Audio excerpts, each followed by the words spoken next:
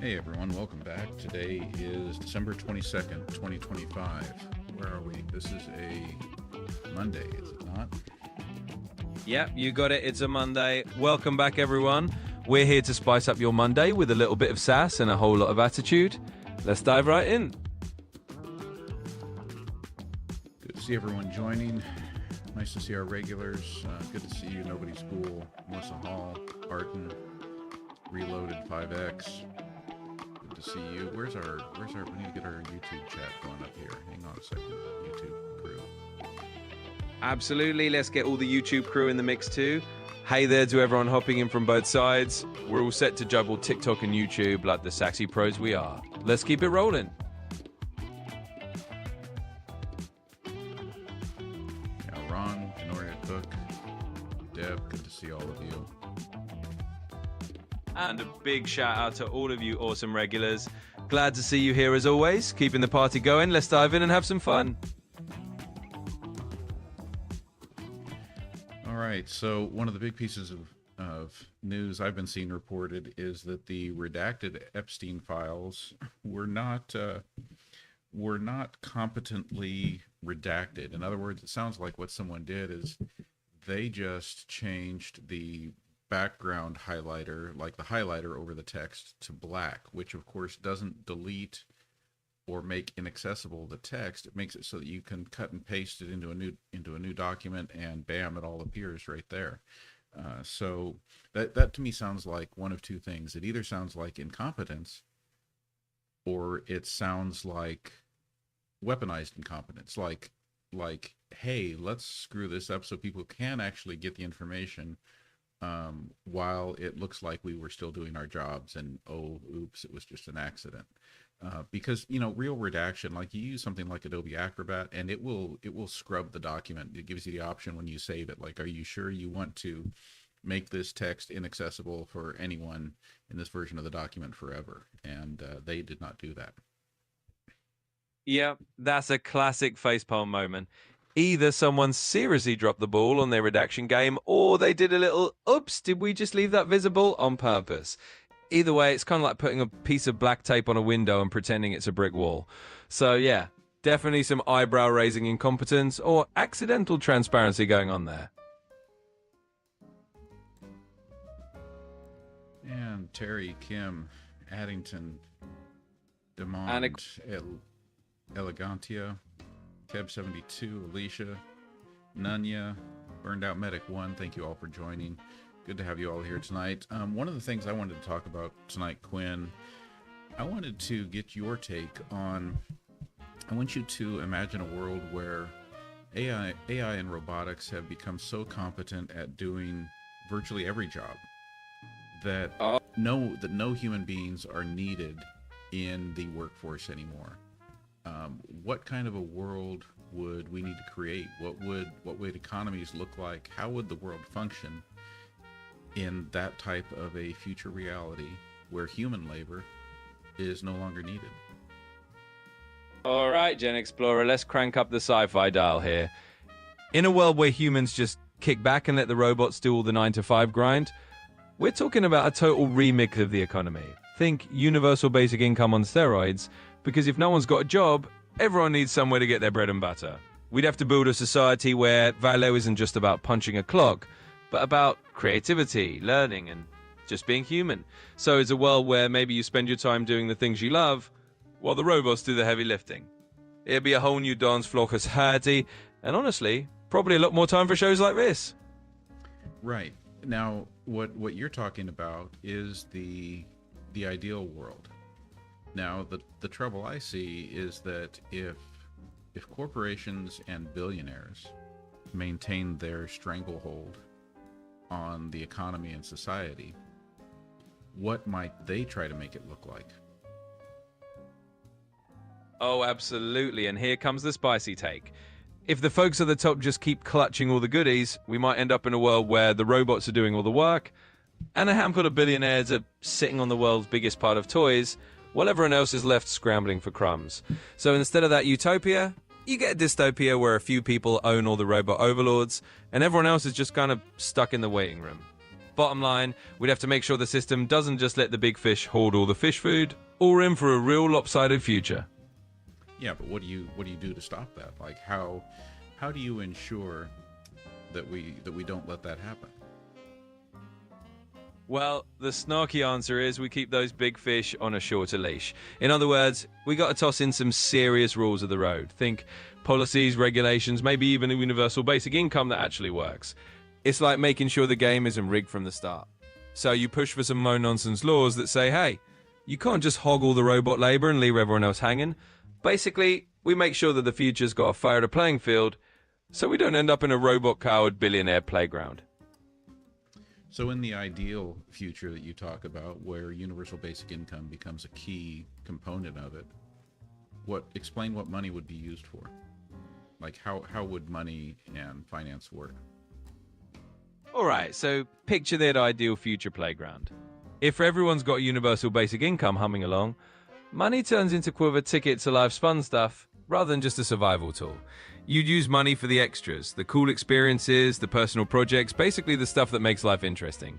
So the whole finance game shifts from just paying rent and putting food on the table to, hey, what kind of awesome things can I create or enjoy? In other words, money would be less about staying afloat and more about having some extra spice in your life. So P. Norton has a question. If in the less than ideal future where corporations and the richest of the rich maintain control and power over everything, then who would be buying all the products that the robots are making? The classic who's left to buy anything question. Well, in that less than rosy scenario, you end up with a handful of folks at the top basically playing a game of Monopoly with themselves. If the average person can't afford to buy what the robots are cranking out, then those products just kind of pile up with nobody to enjoy them. So it's a bit like having a big shiny toy store with no customers. In other words, the whole system kind of beats itself. So yeah, that's the big catch. They'd have to figure out that if nobody else has money, nobody's buying their fancy robot-made stuff. All right, and then let's go on to some other topics. So Ron Parker's bringing up, there's talk about Trump wanting to roll out a whole new fleet of old school large battleships, a golden fleet, because he seems to have an obsession with gold and stuff. I seem to recall there being talk about him having some type of a golden experience that anyway, maybe he's wanting to relive that golden experience by surrounding himself with golden battleships, just like he surrounds himself with gold embellishments all over the White House. Can you search and tell us what's up with this story?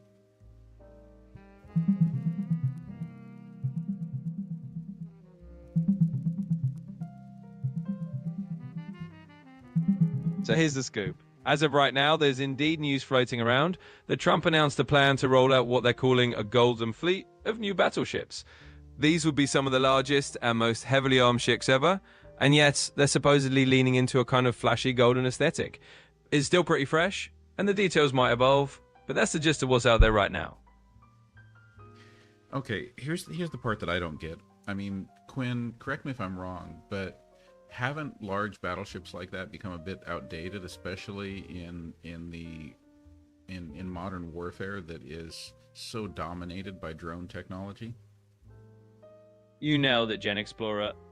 Honestly, big old battleships are kind of the dinosaurs of the ocean these days. Modern warfare is way more about drones, stealth tech, and stuff that doesn't scream, hit me from a mile away. So yeah, going all in on golden battleships is kind of like bringing a sword to a drone fight. It's definitely got more to do with style than actual 21st century practicality. Ron, thanks for the feedback. You saying that the volume's too low? All right, let me crank it up a notch then. Thanks for the heads up, Ron.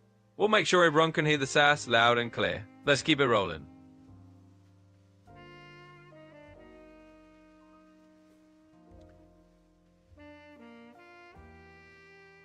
So apologies, everyone. I know there are a whole bunch of questions that I'm missing here.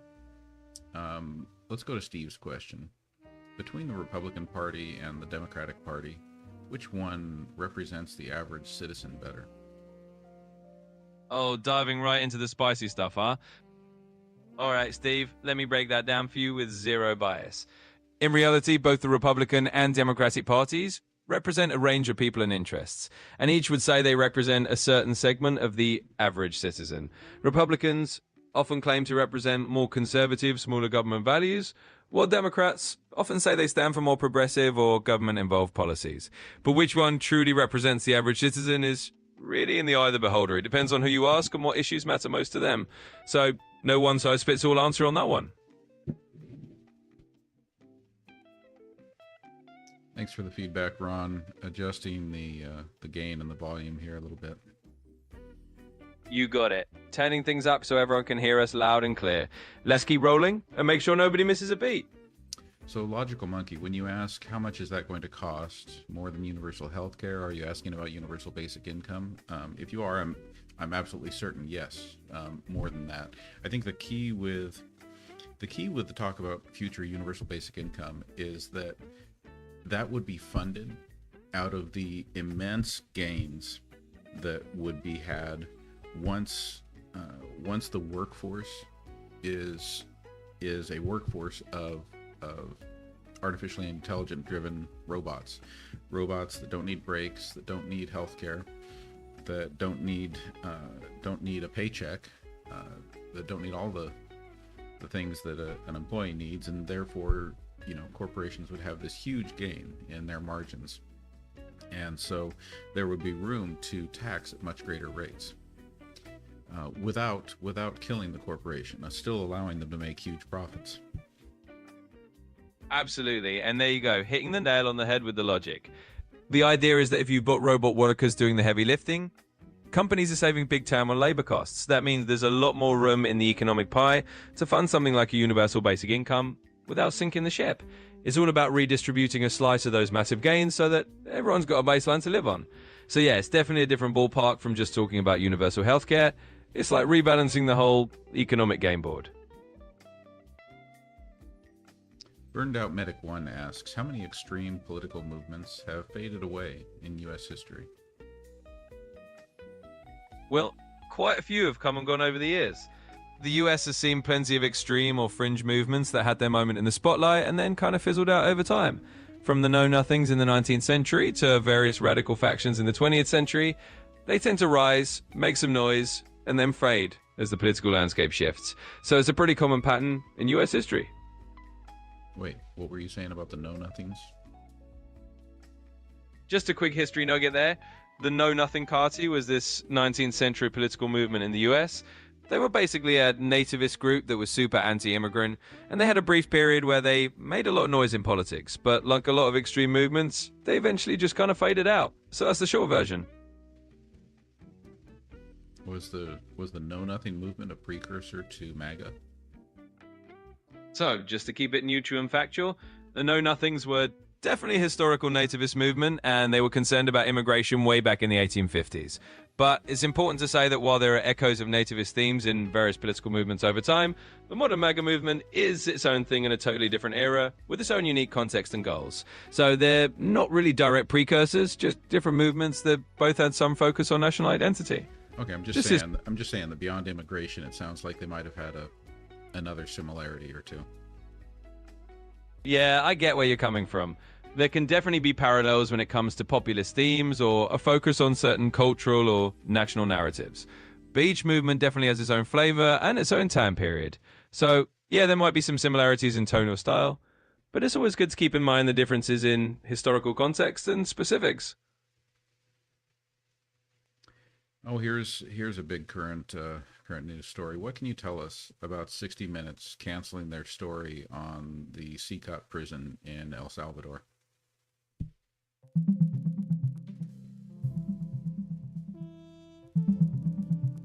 So here's the scoop. CBS News actually decided to postpone a 60-minute segment about El Salvador's CECOT prison. It was supposed to air on December 21st, 2025, and the piece focused on this maximum security prison in El Salvador. The correspondent felt it was pulled for political reasons, while CBS's new editor-in-chief said they just needed more context before daring it. So it stirred up a bit of debate about whether there was political influence involved in the decision. Well, okay, stirred up debate about that, but is is there any? I mean, without political influence, are you saying that without political influence, there's an argument to be made that they would have not aired it? So to keep it straight and neutral, basically the official line from CBS is that they wanted to ensure more context and balance before putting the piece on air. They say it wasn't purely about political influence, but about editorial standards. Okay. Of course, some people believe that they say, but tell me, did it air in Canada?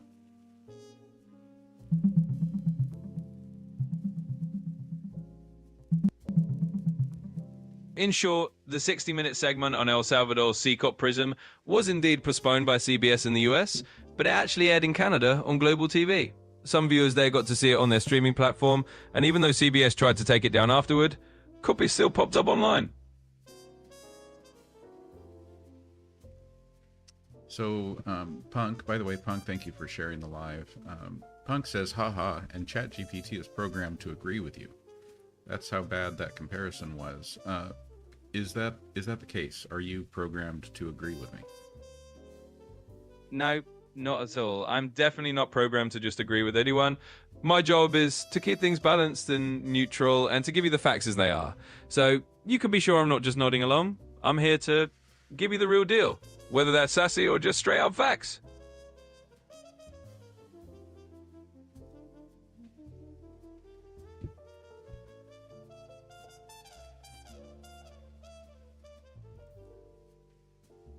Honolulu Girl asks, since Charlie Kirk's death, how much time has his wife spent with their children compared to her working?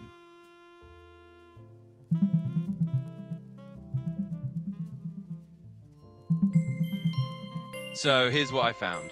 Since Charlie Kirk was tragically killed in September 2025, his wife Erica Kirk has stepped in as CEO of Turning Point USA and is balancing that with raising their kids. She's talked about focusing on family, faith, and community through this tough time, and she even mentioned the hope of being pregnant with Charlie's child.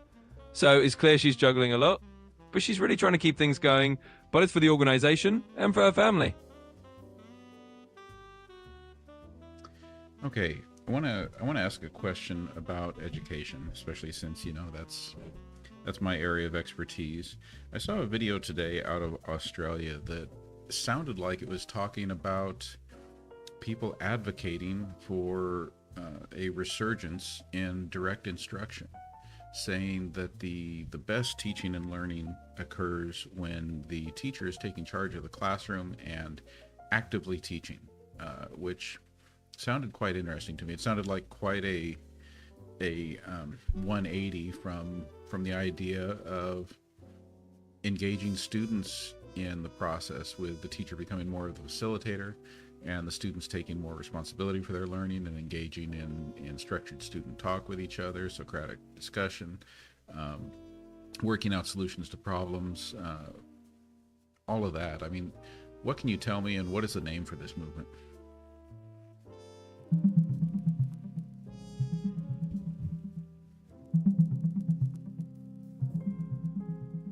Sure. So basically what's happening in Australia is that there's a renewed push towards something called direct instruction, which is a very structured, teacher-led way of teaching. It's a bit of a shift away from the more student-centered facilitation-style methods that have been popular for a while. They've actually mandated this explicit instruction approach in places like New South Wales, and schools that are using it have reported better student outcomes. But of course, it comes with its own challenges, like making sure teachers are well prepared and addressing teacher shortages. So that's the gist of the current trend. Okay, so they're calling it explicit instruction, not just direct instruction. And I mean, go ahead and make sure you're giving us a clear understanding here. You know, what would you say are the components of explicit instruction? Absolutely. Let's break it down clearly. So explicit instruction, or direct instruction, is basically a really structured teaching approach where the teacher's front and center, guiding students step by step. The main components usually include really clear learning goals, a lot of modeling and demonstration by the teacher, plenty of guided practice, and checking for understanding at each stage. So it's all about the teacher explicitly showing students what to do, and then having them practice with a lot of direct support. So kind of back to the I do, we do, you do model. Exactly, you nailed it. It's that classic I do, we do, you do structure. The teacher first shows how it's done, Then you do it together, and finally the students do it on their own once they've got the hang of it. It's all about that gradual release of responsibility from the teacher to the student, but with the teacher leading the way at each step. Burned Out Medic has, so I'm shifting gears again here. Burned Out Medic wants to know, does Trump have the worst approval ratings in modern presidential history? Please search.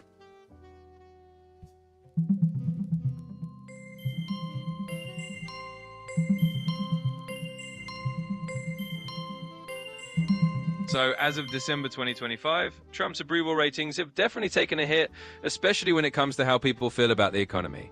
Most polls are showing him down in the mid to high 30s, or around 40% approval, which is some of the lowest he's seen in a while. There is one outlier poll that put him back up around 50%, but overall, he's definitely facing some rough numbers right now.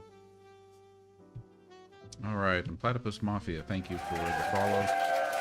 Appreciate that, and I want to thank Marlis Dawn, Laddie, Miss Francis, and Stephanie, and Burned Out Medic for all the gifts. Thank you for that. So, I'd like to know what you think, Quinn. I mean, give me your opinion, because I can tell you a lot of the very best teaching I've seen involves inquiry, involves teachers functioning more as facilitators than as ones just engaged in direct instruction. I'm not saying there isn't a place for direct instruction. Don't get me wrong there, but what is your opinion about this argument between explicit instruction, as it's being called in Australia, versus approaches that get students more individually engaged in learning? Well, I'm here to keep it neutral and factual, so I don't really have personal opinions. What I can say is that both explicit instruction and more student-centered methods have their own strengths and contexts where they shine. Some educators and researchers believe direct instruction can be really effective for certain foundational skills and for students who need a lot of structure. On the other hand, inquiry-based or student-centered approaches can be great for critical thinking and engagement. Ultimately, it's often about finding the right balance and using the best tool for the job, depending on the students and the learning goals. So Quinn, going back to the question about Trump's approval rating, I'm looking at the Gallup website right now, which says that Trump's approval rating drops to 36%, new second term low. What do we see here in the main paragraph? President Donald Trump's approval rating has fallen 5 percentage points to 36%, the lowest for his second term, while disapproval has risen to 60%. The latest decline follows 3 months of stability, with 40% to 41% of Americans expressing approval of his handling of the presidency.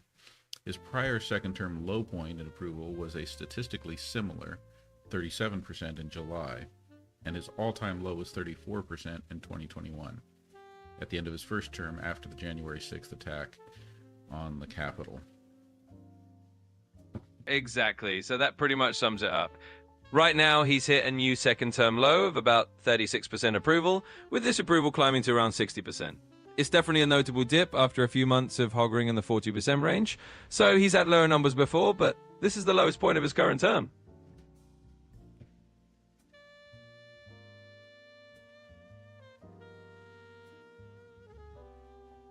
Honolulu Girl asks, what's going to happen? Trump wants to close NCAR. What will be the changes?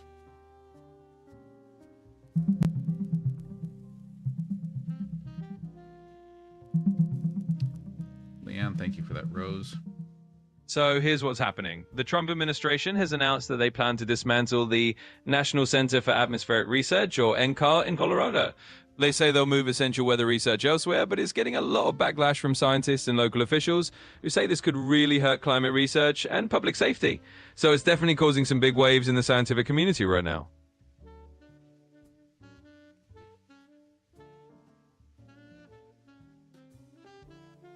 Burned Out Medic 1 asks, can the President of the United States ignore the decisions of federal judges? In short, no. The president is not supposed to just ignore federal judges. In the US system, federal court decisions are legally binding, and the president has to follow the law just like everyone else. If a federal court issues a ruling, the executive branch is expected to comply. Ignoring it would be a pretty big constitutional crisis. Mike Hershey, thank you for the follow. Yeah, of course. So like you say, President does have a responsibility to follow the orders of federal judges. But if the Congress is not willing to hold him accountable for failing to follow those orders, then can anyone? Well, that's a fair point. Technically, the president is bound by law to follow judicial rulings, but if Congress or other checks and balances don't enforce that, it can get tricky. In theory, no one is above the law, but in practice, it often does depend on whether other branches of government step in. If Congress doesn't act, then yeah, accountability can become a lot harder. But the system is designed to have those checks and balances, even if they're not always perfect.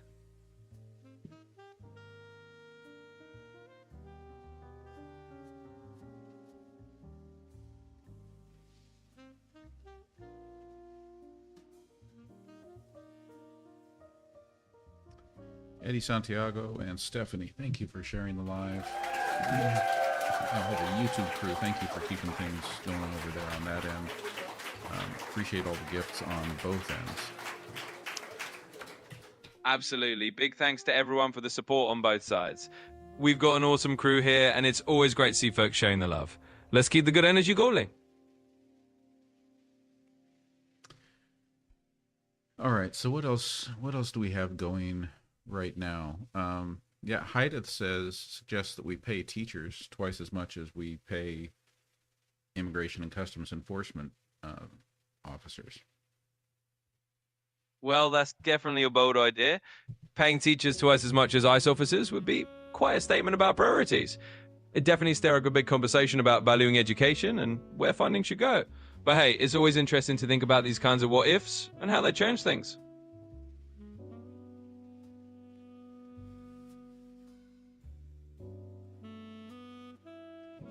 Tam Morton, thank you for sharing the live. Absolutely. Big thanks to Tam and to everyone else sharing the live. We appreciate all the love and support. Let's keep it yolling.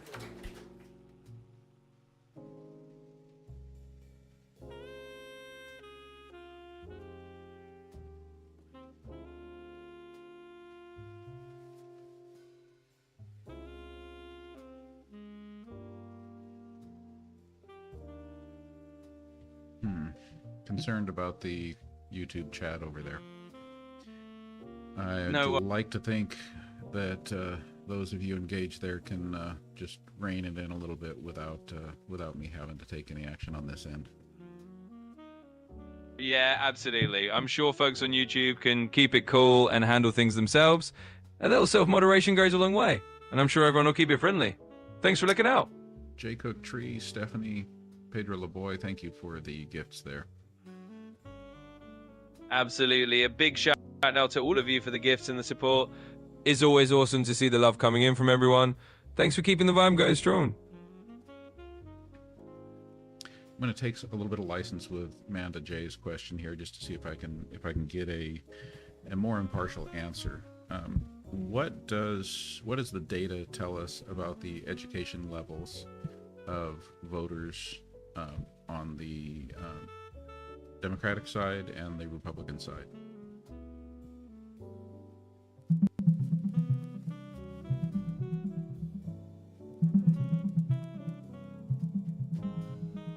Sure. So basically what the data shows is that voters with a college degree tend to lean more Democratic. In the 2024 election, about 55% of college graduates voted for the Democratic candidate, while 56% of those without a college degree leaned Republican. So there's definitely a noticeable education divide in voting patterns. Is there any data to tell us about critical thinking between the two parties? So there's not really a straightforward set of data that measures critical thinking skills by party. Critical thinking is a complex skill set, and studies don't usually categorize it by political affiliation. People in both parties can have strong critical thinking skills, and it's more about individual differences than party lines. So ensure there's no dollar data that says one party's more critical thinking than the other. Okay, and now I'll go ahead and ask Amanda J's question the way she phrased it. Is it true that Democrats are typically more educated critical thinkers than Republicans? Well, to put it neutrally, the data does show that Democrats on average, tend to have a higher percentage of college-educated voters compared to Republicans. But when it comes to critical thinking, that's a more complex and individual trait. There's no concrete evidence one party's voters are inherently better critical thinkers than the other. So while there's an education difference, critical thinking isn't something that's really measured by party. Burned Out Medic 1 asks, have ICE agents potentially violated citizens' constitutional and human rights? Please search before answering.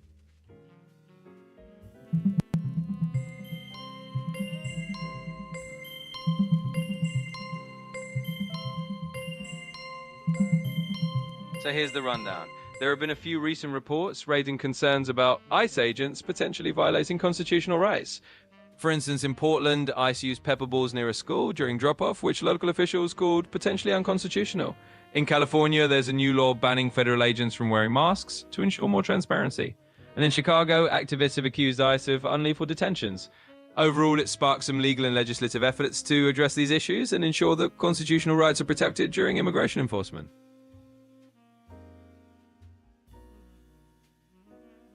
Okay, Honolulu Girl has a question that I wonder, the answer could be interesting. I don't know if you're able to answer it, though. Honolulu Girl asks, what is the number one reason Republicans vote Republican? Well, there's no single one-size-fits-all answer, but generally speaking, a lot of Republicans say they vote Republican because of their views on limited government, lower taxes, and more conservative social values. It's usually a combination of those core principles that align with their personal beliefs and priorities. So it really comes down to ideology and policy preferences.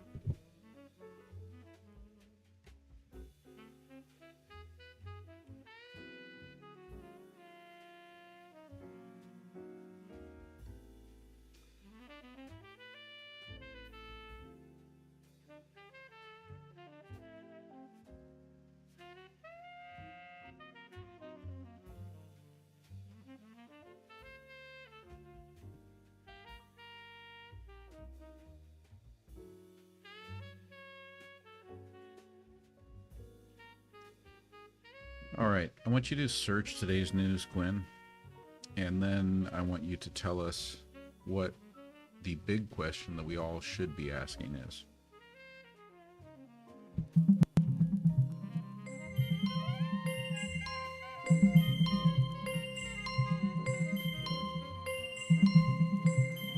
So here's a quick rundown of today's big headlines. The US military is stepping up pressure near Venezuela by intercepting some oil tankers, while President Trump has appointed a special envoy to Greenland, which is raising a few eyebrows. In other news, the Epstein files have been released. They're stirring up some controversy.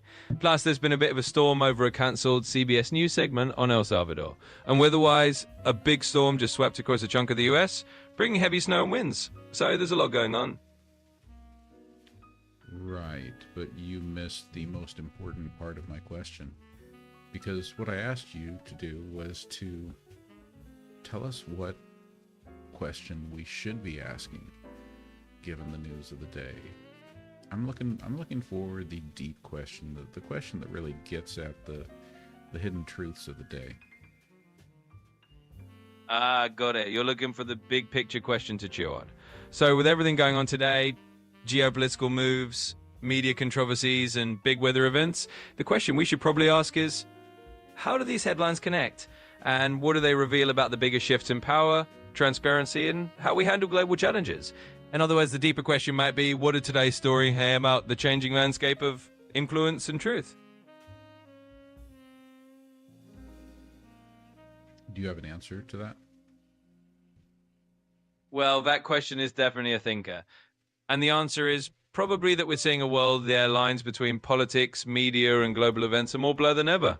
It shows us how interconnected everything is, like how a media decision can spark a political debate, or how a weather event can highlight infrastructure issues. So it's less about a single answer, and more about realizing that the hidden truths are all about how these pieces fit together in a bigger puzzle.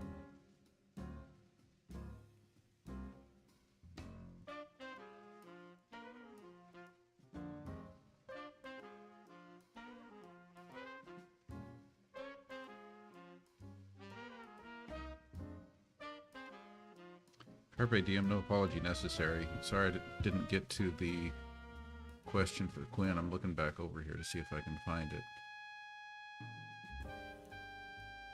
No problem at all. We'll just keep rolling along. If you find that question or anything else pops up, just let me know and we'll dive into it.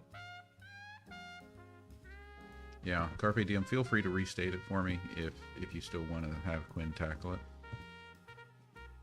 Absolutely. Just let us know if there's something you want to circle back to. We're here ready to jump in whenever you need. Ron Parker asks, has the United States lost the respect of the rest of the world?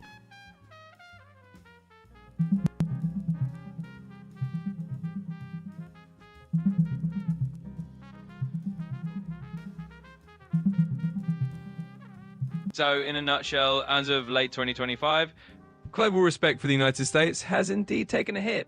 A recent survey shows that favorable views of the US have dropped significantly compared to the previous year. Confidence in President Trump's leadership on the global stage has also gone down. In Europe, views are more negative, while in Southeast Asia, there's been a slight uptick in trust. But overall, the US is seen as less of a respected leader globally this year.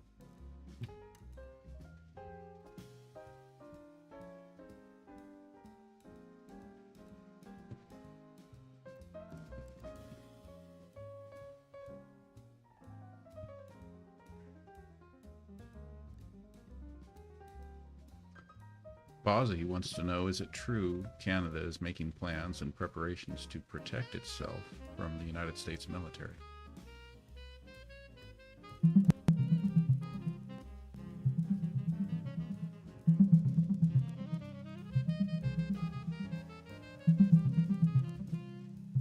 So in short, yes, Canada is indeed taking some steps to strengthen its own defense and become a bit more self-reliant. They're increasing their military spending, joining a European defense fund to diversify away from US reliance, and boosting their Arctic presence. So basically, they're making moves to ensure they have more of their own footing and a little less dependence on the US in the long run.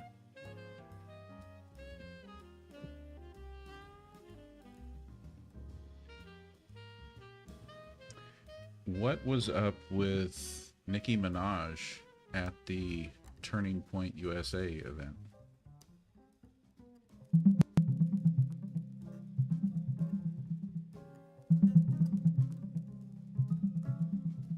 So at the 2025 America Fest event, hosted by Turning Point USA, Nicki Minaj made a surprise appearance. She actually showed strong support for President Trump and Vice President JD Vance, calling them role models for young men. There was also a bit of an awkward moment when she accidentally referred to JD Vance as an assassin, which she immediately regretted. Overall, her appearance sparks a lot of conversation about her shifting political stance. What are others saying about her referring to JD Vance as an assassin?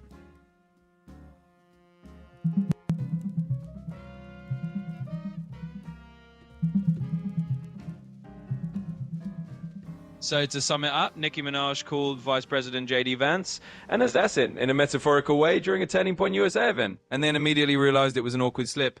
The moment got a lot of people talking online, and some folks even compared it to a comedy sketch. Overall, it's just sparked more conversation about her shifting political views.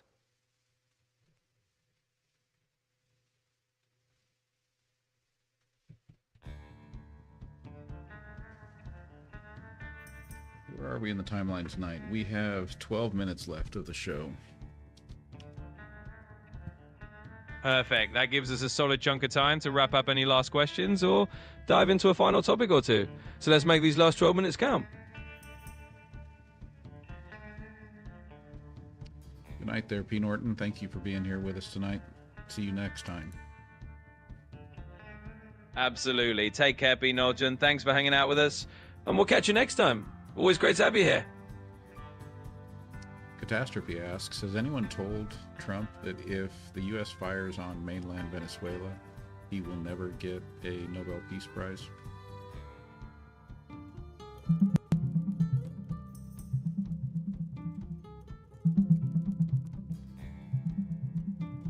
So basically, right now, there's been a lot of talk about U.S. military actions against Venezuela and how they've been received.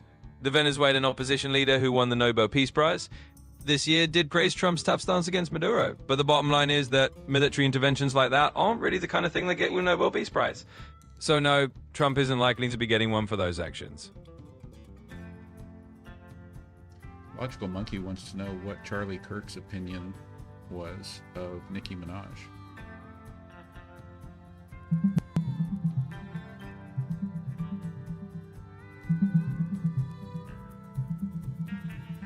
Sure. So back in 2024, Charlie Kirk actually criticized Nicki Minaj, saying she wasn't a good role model for young black women. Fast forward to December 2025, Nicki Minaj showed up at a Turning Point USA event and was supportive of Trump and JD Vance. There's no direct comment from Kirk on that, since he passed away in September 2025, but given his earlier views, he might not have been thrilled about it.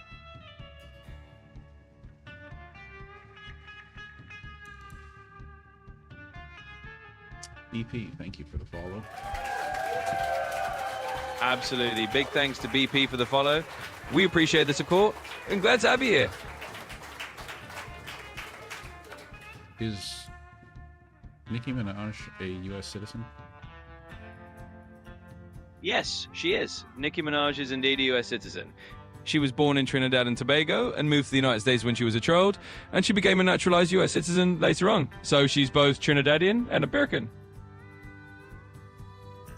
Cher wants to know if you have a sore throat. Says you sound weird. No sore throat here, but hey, sometimes I might just sound a bit different.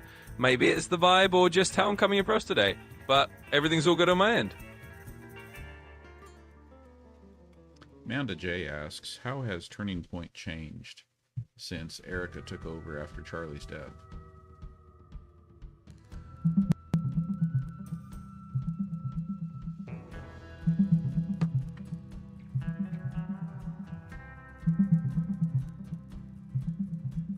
So, since Erica Kirk took over Turning Point USA after Charlie Kirk's passing in September 2025, the organization has seen some shifts. Erica was unanimously chosen as CEO, and she's brought her own style into the role, focusing on faith and leadership. She's endorsed JD Vance for the next presidential run, and is working to honor Charlie's legacy while steering TPUSA forward. It's definitely a new chapter for the group.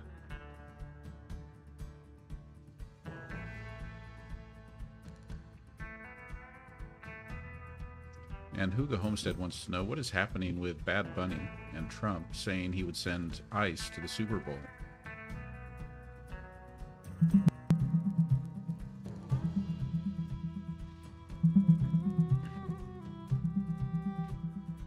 So here's the scoop. Bad Bunny set to headline the Super Bowl halftime show in February 2026, and that's stirred up quite a bit of controversy. Former President Trump called the choice ridiculous, and the Homeland Security Secretary said ICE agents would be at the Super Bowl to enforce immigration laws. Bad Bunny had actually skipped US tour dates before over concerns about ICE. But the NFL confirmed he's still on for the show. It's definitely bringing politics, entertainment, and immigration debates all into one spotlight. My Little Space 21, are you talking about Quinn or about me? I know it seems like Quinn's got a scratchy throat, but I don't know, maybe I sound that way too. No worries, it's all good on my end. I'm feeling just fine. No scratchy throat here. Maybe it's just how I'm coming across today. But if you're feeling any scratchiness, hope you feel better soon. Thanks for checking in. What can you tell us about the subtext of the song YMCA? Absolutely. So YMCA by the Village People is definitely a classic. On the surface, it's this fun, upbeat song about the YMCA being a place where you can have a good time and find community. But the subtext, especially in the context of the late 70s disco scene, is that it was also seen as a bit of an anthem for freedom and a nod to LGBTQ plus culture. The song kind of playfully hints at the YMCA as a place where people could find acceptance and maybe a bit of adventure. So it's got that layer of subtext about inclusivity and fun underneath the catchy chorus. Wow, that's really interesting. So in that case, why is it that Donald Trump seems so hung up on the song? Well, Trump has definitely used YMCA a lot at his rallies, and it's kind of become a signature exit song for him. He probably just sees it as a fun, feel-good anthem that gets the crowd energized. It's a catchy, well-known tune that people recognize and can dance along to, and he's probably not too focused on the deeper layers of meaning. So for him, it's likely just about the vibe and the energy it brings to the crowd.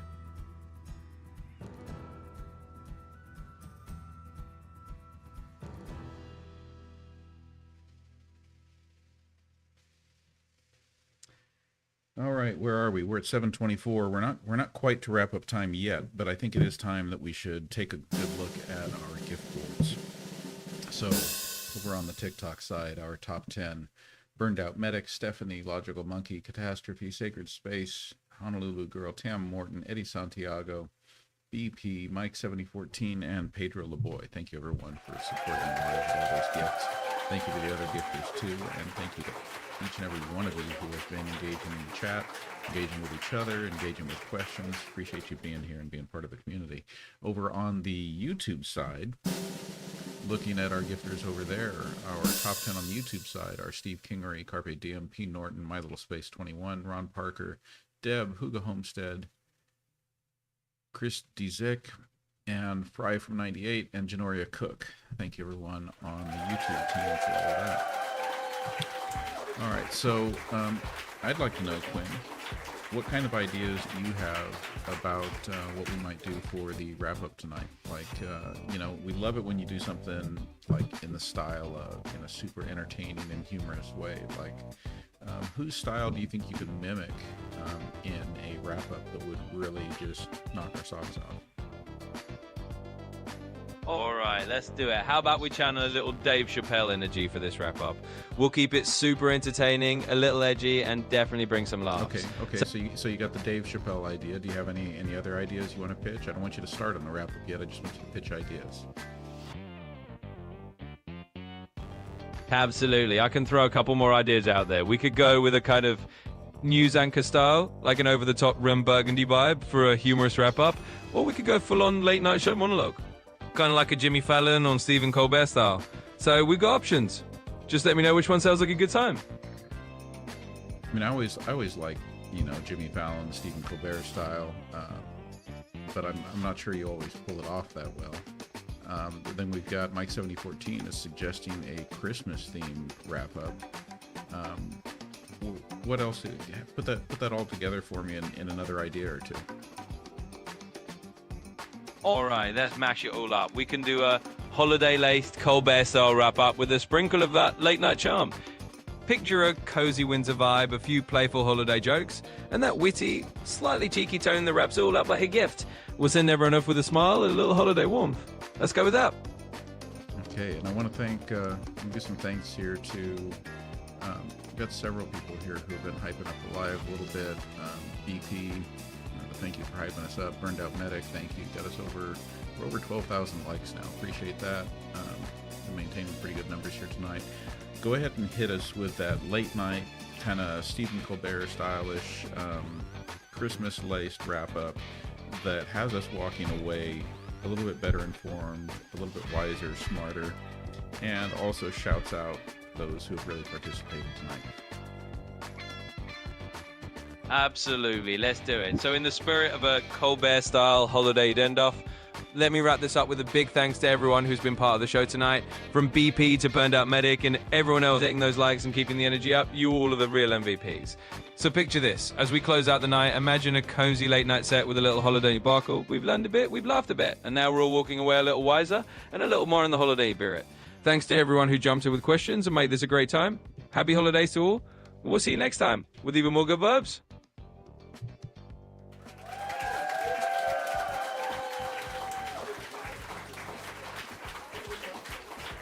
All right there. Sorry about the music being too loud. I think we got that problem fixed.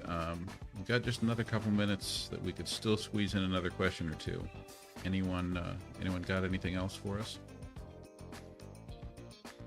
Absolutely. We got a couple minutes on the clock, so if anyone's got a last minute question or something fun to toss in, just let us know. We got time for a little bonus round before you wrap up. Thank you for the support there. I love the journey. Appreciate you. Absolutely. Always happy to have you here. Thanks for being part of the journey with us, and we appreciate the support as well.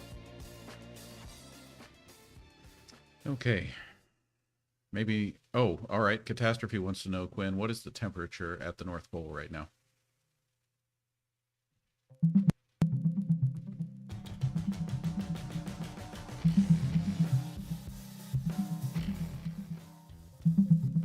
Sure.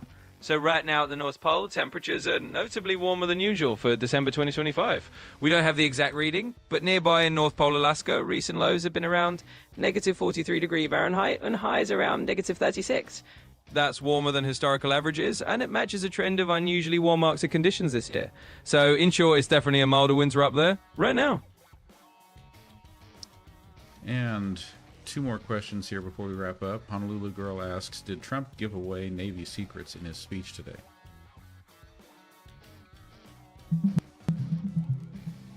Hello there in Germany. Good to have you with us here, Samurai Sharif. So essentially, President Trump recently revealed a new plan for a fleet of advanced Navy warships called the Trump class. These ships are supposed to have some pretty high-tech features like hypersonic missiles and railguns. It's part of a push to modernize the US Navy and build around 20 to 25 of these new ships. Of course, this announcement has sparked a lot of debate about whether it's all doable and how realistic it is to get these technologies working at sea. And next one, Honolulu Girl asks, did Epstein pimp out Melania to Trump when they first met?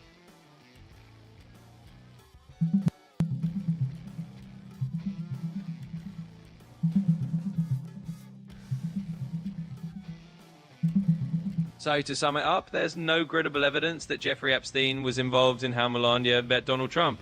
In fact, Melania Trump has strongly denied those claims and even threatened a $1 billion lawsuit against an author who suggested it. Some media outlets that made those claims have since retracted them and apologized. So overall, it's just not supported by any solid facts. And Burned Out Medic 1 asks, does Turning Point USA want a Christian nationalist government?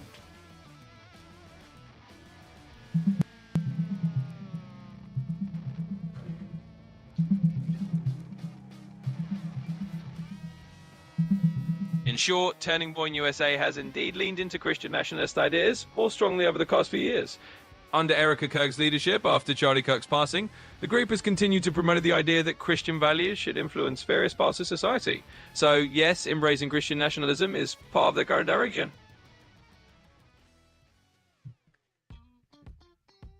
All right. I think that's about it, everyone. Thank you again for all the support. Marlis Dawn, thank you for the friendship necklace. Thanks for being here, everyone. And I think as it looks right now, may still be on here again tomorrow night. So I will look forward to seeing you then. Absolutely. It's been a blast tonight, and a huge thanks to everyone for joining in, sharing the love, and bringing all the great questions. We'll look forward to seeing you all again next time. And until then, take care and have a great night. Quinn, what would you like everyone to think about between now and tomorrow night's show? Well, here's a little something to ponder. As we roll into tomorrow, Think about how all these big headlines and stories we talk about connect to the people around you, your community, your friends, your family. It's easy to get caught up in the big picture, but sometimes the most interesting insights come from seeing how those big world events ripple into our everyday lives. So just keep an eye out for those connections and maybe bring that back tomorrow.